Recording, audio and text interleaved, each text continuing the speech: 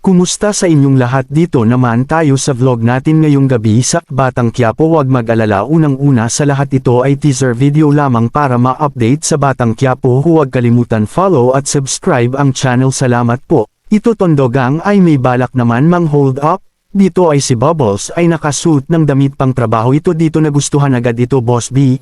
Dito ay sumayaw pa sila ito. Nagsimulan na si Bubbles sa pagtrabaho at nag-serve sa mga customer ito. Tondogang ay nang hold up sila dito, dumating ang mga pulis. Ito nagkaroon ito ng bar ilan sa mga pulis at hinahabol sila nito at nakita ito ni Lucio na humabol sila, kaya ang ginawa ito Lucio ay tinulungan ito sa mga pulis na di sila madakip ito. Ito si Pablo ay inuutusan ang mga yaya nito sa maintenance sa kanya lola ito at nakita ni Tendeng ang pagmamahal ito ni Pablo sa lola niya. Ito si Santino nagsabi sa kaibigan na Laya na si Tanggol ito, pero sabi ng kaibigan baka magalit ito si Tanggol malaman wala na si lola Tendeng ito.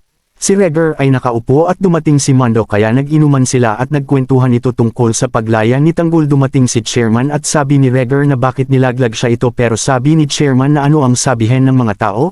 Si Noy at Tendeng ay nagkwentuhan na gusto nila bisitahin si Tanggol sa kulungan ito. Sinabihan ni Tanggol ang tropa na huwag mag-alala at balikan ko kayo dito at magpamabait kayo, iwasan ang gulo ito. Ito si Boss B ay may paghanga kay Bubbles ito dahil maganda ito. Dito ay nagkwentuhan sila nito Boss B.